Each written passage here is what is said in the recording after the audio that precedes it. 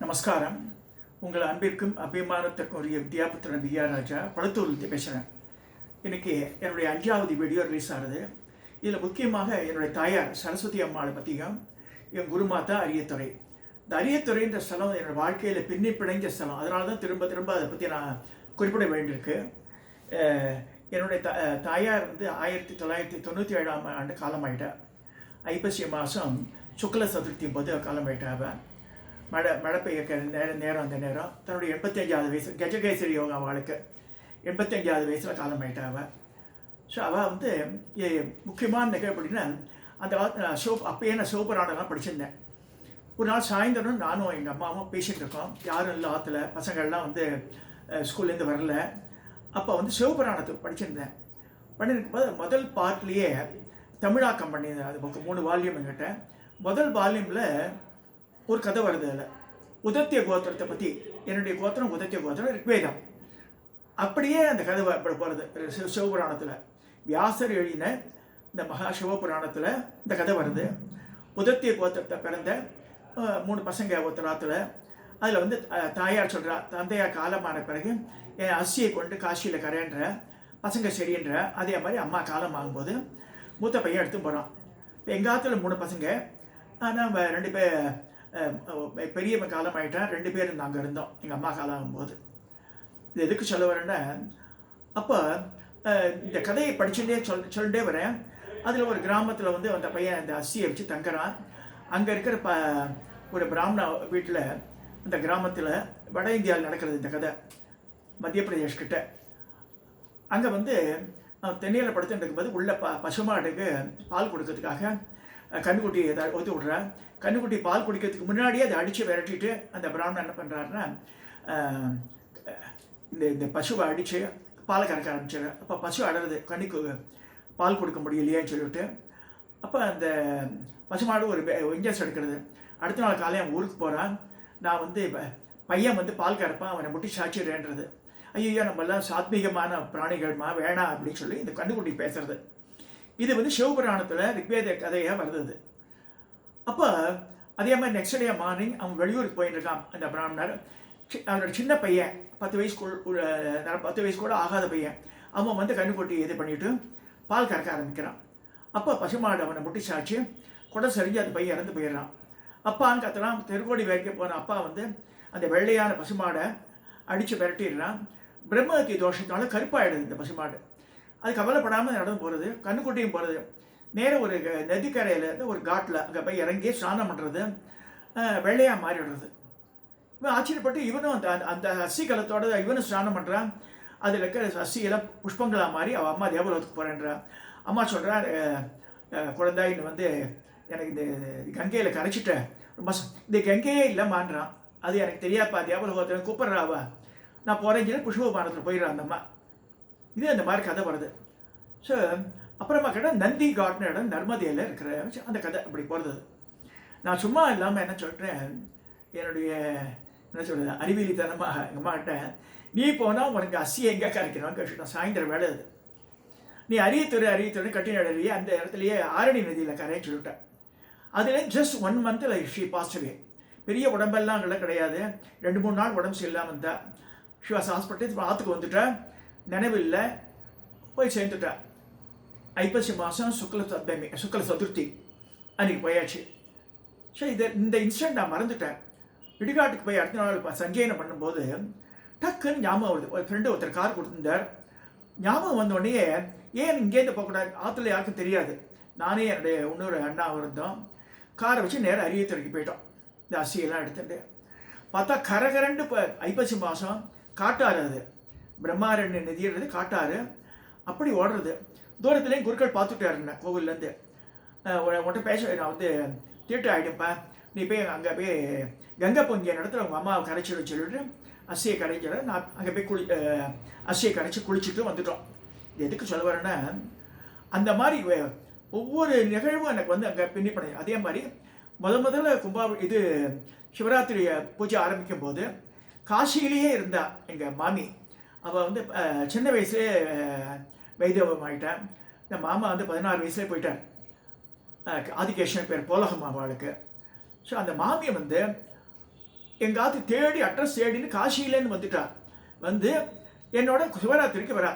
சுத்த பட்னி. அவள் வந்து மடி செஞ்சதான் கட்டியிருந்தா. அவள் வந்து காத்தால் எர்லி மார்னிங் அந்த இருட்டில் பரமாச்சாரியார் எப்படி குளிச்சாரோ அதே இடத்துல போய் குளிச்சுட்டு வந்துட்டா. அஞ்சு மணிக்கு சாப்பிடவே இல்லை. எதுக்கு சொல்கிறோன்னா, எங்கள் குடும்பத்தினரோட இணைச்சிது அந்த ஊர். இந்த மாதிரியெல்லாம் அற்புதங்கள் நிகழ்ந்தது அந்த அரியத்துறை ஸ்தலத்தில். இதே மாதிரி அவள் யாருன்னு மாமியாருன்னு கமலா பட்டி சொல்லுவோம். கும்பகோணத்தில் பழக்கடை பாலு தியாகராஜன் 2 பேர் இருந்தா. பரமாச்சாரியாருக்கு ரொம்ப அத்தியந்த சிஷ்யாவா. பரமாச்சாரியார் என்ன சொன்னாலும் அது அப்படியே செய்வாவா. இந்த கமலா பாட்டியோட சகோதரர் 2 பேருமே அவளுக்கு காஞ்சி காமகோடி கல்யாண மண்டபம்னு ஒன்று இருக்குது. 2000 கும்பகோணத்தில் இன்னைக்கு இருந்திருக்கு. அவளாம் காலம் ஆயிட்டா இப்போ. அது மாதிரி இந்த அரியத்துறைன்ற ஸ்தலத்தில் எங்கள் குடும்பத்தில் சேர்ந்தவா பல பேர் வந்து அங்கே தரிசனம் பண்ணியிருக்கா. எங்கள் அம்மா பல தடவை வந்திருக்கார் அந்த கோவிலுக்கு. என் குழந்தைகள்லாம் சின்ன சின்ன குழந்தைகள் சிவராத்திரிக்கு அந்த குருக்களாக தான் படுத்துட்டு இருப்பா. என் மாமனார் வந்திருக்கார், ராமநட்ராஜ் தீட்சர் வந்திருக்கார். மாமனார் வந்து பல வருஷங்கள் என் கூட வந்திருக்கா. அந்த மாதிரி என் வாழ்க்கையில் பின்னி பிணைஞ்ச ஸ்தலம் இந்த அரியத்துறை ஸ்தலம். அதை வந்து மறக்கவே முடியாது என்னால். சரி, எங்கள் அம்மா வந்து பரமாச்சாரிய அடிவழிக்கிறேன்னா, எங்கள் அம்மா சின்ன வயசுலேயே திருவாரூரில் அவர் கேம்ப் பண்ணியிருக்கும் போது பவளமல்லிப்பூ நிறைய பூக்குமா அங்கே அம்மா இருந்த ஆற்றுல. அதெல்லாம் எடுத்துட்டு அவ்வளோ கூட நிறைய எடுத்து போய் பரமாச்சாரியோட பூஜைக்கு கொடுத்துருக்கா. அதேமாதிரி தாத்தா பேர், அம்மாவோட அப்பா பேர் நடேசேகரன் பேர். போலகத்தில் திருவாரூரில் ஜவுளி கடை வச்சுருந்து போலகத்துக்கு போயிட்டார். அவர் அங்கே மளிகை கடை வச்சுருந்தார். அவர் வந்து பரமாச்சாரியாருக்கு பாத பூஜை பண்ணியிருக்கா. அந்த இந்த 1 ரூபா நாணயங்கள், வெள்ளி ரூபா நாணயங்கள் அதை 108 வச்சு அது பண்ணியிருக்கா. அது மாதிரி எங்கள் குடும்பத்தை சேர்ந்தவா எல்லாருமே வந்து அதே மாதிரி என்னோட பாட்டி, அம்மா வழி பாட்டி, அவள் வந்து பவானி பேர். அவள் சகோதரி சீதாலட்சுமி பேர். அவள் வந்து பண்டிட் ஸ்ரீராம சாஸ்திரி மயிலாப்பூர் சான்ஸ்கிரிட் காலேஜில் அவர் ஹெட்டாக இருந்தார். அவரை வந்து பத்மஸ்ரீய பத்மபூஷணம் வாங்கியிருக்கார் அந்த காலத்தில். அவர் பரமாச்சாரியாருக்கு ரொம்ப வேண்டியவர். அவர் இந்த மாதிரி சுற்றி வரும்போது இந்த பரமாச்சாரியாருடைய அனுகிரகம் குடும்பத்தில் பல பேருக்கு பரவி இருக்கு.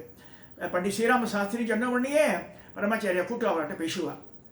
அந்த மாதிரி அரியத்துறை ஸ்தலத்தை சொல்லும்போது ஒரு 25 வருஷத்துக்கு முன்னாடி ஒரு சிவராத்திரி நடந்துட்டுருக்கு. 3ஆம் காலம் 11 மணிக்கு மேலே ஆரம்பிக்கிறார். பிட்வீன் 12 to 1 அது நடக்கும். அது அந்த நேரத்தில் வழியில் வந்து பார்த்தா வானத்தில் பிரம்மாண்டமாக இந்த பக்கத்து 100 அடி உயரம் 100 அடி இருக்கும் பெரிய லிங்கம் ஒன்று காட்சி அளிச்சது. சத்தியமாக நடந்தது நான் பார்த்துருக்கேன். கோடு ஆவுடையார் மேலே இந்த ருத்ரபாகம் அப்படியே இருந்தது. கிட்டத்தட்ட 1 or 2 hours அப்படியே இருந்தது. பெருசாக ஐவாட்மா மறைஞ்சு போச்சு. பல ஆயிரக்கணக்கான ஜனங்கள் வந்து நான் கூப்பிட்டு பார்க்க சொன்னேன். மேலே கரெக்டாக கோவிலுக்கு நிறைய இருந்தது மேலே வானத்தில். சில பேர் சீகிரை கோட்டால ராக்கெட் விட்டான்னா, ராக்கெட் விட்டால் ஒரு கோடு மாதிரி தெரியும் தவிர சிவலிங்க திருமேனியாட்டமே இருந்தது. மோர் தென் 2 hours இந்த மாதிரி இருந்தது. அது அரியத்துறையில் நடந்த ஒரு பெரிய வைபவம். பல சித்தர்கள் இந்த சதுரகிரியிலேருந்து வருவா, அப்புறம் கொல்லிமலையிலேருந்து வருவா. நிறைய பல சித்தர்களை பார்த்துருக்கேன். சிவராத்திரி போது அவள்லாம் வருவாங்க. ஸோ சிவராத்திரி அன்றைக்கி அரியத்துறைக்கு வந்துட்டாலே பல சித்தர்களோட தரிசனம் கட்டாயம் கிடைக்கும். அந்த மாதிரி அதே மாதிரி 2 பைரவர் இருக்காங்க. கல்லில் செய்த பைரவர் ஒன்று, மணலில் வந்த பைரவர். இந்த முகுந்த ரிஷிக்காக பைரவர் காசியிலேருந்து கால பைரவர் தோன்றினால அது மணலில் வந்தார். அதனால் பைரவ சன்னதி ஒரு சன்னதியிலே 2 பைரவர் இருக்கும் அங்கே. அது வந்து ஒரு அற்புதம். அதே மாதிரி மரகதவல்லி வந்து மரகத கல்லிலேயே பண்ண சிலை. அது இப்போ ஆனந்த வெளி சொல்லுவா பஞ்சஷியில் மரகத கல். அரியத்துறையில் டங் அந்த இதுவே அந்த நகையெல்லாம் போட்டாலும் சரி, இதெல்லாம் சாத்தினாலே ஒரு தனியான ஒரு மணிநாத மாட்டம் கேட்கும் அந்த சிலையில். அதனால் குருக்கள் சண்முக குருக்கள் பயப்படுவார். யாருக்கிட்டே யாரும் விடமாட்டார். அந்த சிலைக்கு பின்னம் எதாவது வந்துடக்கூடாதுன்னு ரொம்ப பயந்து கை விரல்கள்லாம் பார்த்து பின்பக்கத்தில் நகமே தெரியும் அம்பாளுக்கு. அவ்வளோ ஷார்ப் ஃபீச்சர்ஸோடு இருக்கும். லிங்கமும் சிறிய லிங்கம் தான். ஆனால் வந்து ஒன்று இங்கே குறிப்பிட விரும்புகிறேன். ஆஷலிங்கம் பேர். இந்த பஞ்சபிரம்ம கஷேத்திரத்தில் ஈசானம், தத்புருஷம், வாமதேவம், சத்யோஜாதம், அகோரம். ஈசானன்றது ராமகிரி, தத்புருஷன்றது சுருட்டப்பள்ளி, வாமதேவன்றது ஆரணி, சத்யோஜாதன்றது அரியத்துறை, அகோரன்றது சிந்தாமணீஸ்வரன். கடலுக்கு நடுவில் பழைவேற்காடு பக்கத்தில் இருக்குது. இப்போ ரோடு சைடு வழியாக போகலாம் அந்த இடத்துக்கு. இது 5மே வந்து சதுரப்பேடு ஆவுடையார். சதுரமாக ஆவுடையார் இருந்தாலே அது ரிஷி பிரதிஷ்டைன்னு சொல்லிடலாம். அந்த 5 கோவிலுமே ராமாயண காலத்துது. ராமணேஸ்வரர் பூஜை பண்ணிது சிந்தாமணி. இப்போ நம்ம வந்து கலைஞரோட ஃபேமிலி பற்றி சொல்கிறோம். அவர்களுக்கெல்லாம் நம்பிக்கை கட்டாயம் நம்பிக்கை உண்டுன்னு அவருடைய கடைசி பையன் தமிழரசுன்றவன் அவன் தான் வந்து அங்கே பிரான் கல்டிவேஷன்லாம் பார்த்துக்கிறான் அங்கே பழையவேற்காடு பக்கத்தில். அவள் நிறையா பண்ணியிருக்கான் அந்த கோவில். கும்பாபிஷேகம் பண்ணி தான் அந்த குடும்பம் தான் பண்ணியிருக்காங்க சிந்தாமணீஸ்வரருக்கு. இப்போ ஆர்டராக சொன்னேன், ராமகிரியில் பாலீஸ்வரர் மரகதவல்லி, அடுத்ததாக சுருட்டப்பள்ளியில் வந்து வான்மீகி மகரீஸ்வரர் சிலை இருக்குங்க, வான்மீகீஸ்வரர் மரகதவல்லி. அடுத்து வந்து ஆரணியில் வந்து சம்பங்கி பிச்சாலீஸ்வரர் சிவகாமி, அரியத்தரையில் வந்து வரமூர்த்தீஸ்வரர் மரகதவல்லி. அடுத்து வந்து சிந்தாமணியில் வந்து சிந்தாமணீஸ்வரர் சிவகாமி. 3 மரகதவல்லி 2 சிவகாமி வரும். பஞ்சபிரம்ம கஷேத்திரம் ஒரு நாள்லேயே பார்க்கணும்னு சொல்லியிருக்காது, பார்த்தா அவ்வளோ புண்ணியம் சொல்லியிருக்கு. இது மட்டும் சிந்தாமணி கோவில் மட்டும் மத்தியானம் 12-1 மணிக்கெல்லாம் மூடிடுவா, சாயந்தரம் திறந்துருக்க மாட்டேன். எக்ஸப்ட் பிரதோஷ டே பௌர்ணமி டே மட்டும் தான் இரவு நேரத்தில் பார்க்க முடியும் அங்கே. ஏன்னா தனியாக ஒதுக்கப்பட்ட இடம் அது. ஒரு தனியாக ஜனங்க போனால் தனியாக பயப்படுவா, தனியாக கும்பலாக இருந்தால் வர முடியும். தனியாக இந்த 2 வீலரில் போகிறதுலாம் நாட் சேஃப் அங்கே. பகல் வேளையில் போயிட்டு வரலாம். ஸோ இந்த order can be change. Chintamani ஆரம்பிச்சுட்டு அப்புறம் அரியத்துறை ஆரணி முடிச்சுட்டு அடுத்ததாக சுருட்டப்பள்ளி ராமகிரி கூட சாயந்தரம் 6 மணிக்குள்ளே முடிச்சிடணும். ஸோ வரும்போது கடைசியாக வந்து சுருட்டப்பள்ளி வச்சுக்கலாம். இந்த மாதிரி பஞ்சபிரம்ம கஷேத்திரத்தையும் நம்ம வந்து இது பண்ணலாம். இந்த கடைசியாக இந்த குருமாதா பற்றி சொல்லும்போது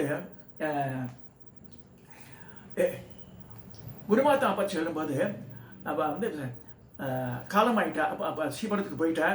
அவள் போய் கிட்டத்தட்ட 1 வருஷம் ஆகிடுத்து. அந்த மாதிரி சுச்சுவேஷனில் சோமாஸ்கந்தர் விக்கிரகம் பண்ணோம். தொண்டை மண்டலத்திலே பெரிய விக்கிரகம் அது, திருவண்ணாமலைக்கு அடுத்தபடியாக 350 கிலோ எடை. சில்பியோட ஆர்ட்டை வச்சே பண்ணித்தது. சுவாமி மலையில் தான் பண்ணாத இந்த சபதி. தூக்கவே முடியல. கிட்டத்தட்ட 4.25 லட்சம் ரூபா ஆச்சு கலெக்ஷன். அந்த பீரியடில் வந்து 2 லட்சம் ரூபா தான் கலெக்ஷன் ஆச்சு. நான் எப்படியை க்ளோஸ் பண்ணி கொடுத்து சிவராத்திரிக்கு கொண்டு கொடுத்தாச்சு.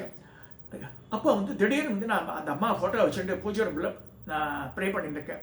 இந்த மாதிரி நீ இருந்தால் எனக்கு பிரச்சனையே இல்லையே, இப்போ பிரச்சனையில் மாட்டின்னு இருக்கேன், நான் எனக்கு ஹெல்ப் பண்ணக்கூடாதுன்னு போது அடுத்த செகண்ட் தெரிஞ்ச ஃபோன் கால் பண்ண கொரட்டூர் அவாத்துலேருந்து இந்த சந்திரமௌழி மாமா இருந்தார். அவர் ஃபோன் பண்ணி, ராஜா அம்மா ஹாஸ்பிட்டலில் இருக்கும்போது உனக்கு வந்து 1 லட்சம் ரூபா தரணும்னாடா, உனக்கு என்னடா ஒன்று காராம் பஸ்ஸு வாங்கி தட்டான்னா. காராம் பஸ்ஸு தான் இப்போ கொளத்தூரில் பஸ்ஸில் வச்சுக்க முடியாதனால அரியத்தூரில் பார்த்துக்கிறதுக்கு ஆள் கிடையாது.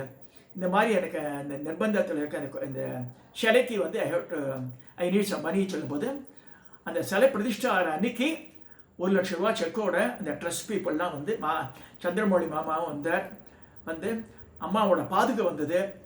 அந்த நேரத்தில் அம்மாவோட படத்தை பெருசாக அங்கே நிறுவிட்டோம் அந்த கிரகத்தில், ஸ்ரீவித்யா கிரகத்தில் அரியத்துறையில். அந்த மாதிரி இந்த சிஷியனோட கஷ்டத்தை உணர்ந்து உடனடியாக சால்வ் பண்ணி கொடுத்தா அந்த அம்மா. அந்த மாதிரி நம்ம இங்கேருந்து ஆற்றுலேருந்து நம்ம நினச்சிக்கிறோம் குருமார்கள்லாம் மேலே போயிட்டாண்டு, இதெல்லாம் அது வந்து உண்மை இல்லை. சத்தியமான உண்மை என்ன, அவள் குருமண்டலத்தில் இருந்தாலும் சிஷ்யன் வந்து கஷ்டப்படும் போது உடனடியாக வந்து நிவர்த்தி பண்ணுறாங்க. அது வந்து நான் வந்து எனக்கு வந்து 2-3 தடவை ஆகிருக்கு அது மாதிரி. அதையே நான் வந்து இங்கே ஷேர் பண்ண விரும்புகிறேன். நம்ம அடுத்த வீடியோவிலேருந்து மிச்சம் வெவ்வேறு விஷயங்கள்லாம் பார்க்க போகிறோம். அரியத்துறை மட்டும் இல்லை, பல 200 கோவில் கிட்டத்தட்ட நாங்கள் போயிருக்கோம் எங்கள் குரூப்பில். ஆனந்தவல்லி ஆலய தரிசன குழு வச்சுருந்தேன். அதனால் மிச்ச கோவில்கள் மந்திரங்கள் இதெல்லாம் பார்க்க போகிறோம் நாளையிலேருந்து. இப்போ இன்றைக்கி இதோடு நான் நிறைவு செய்கிறேன்.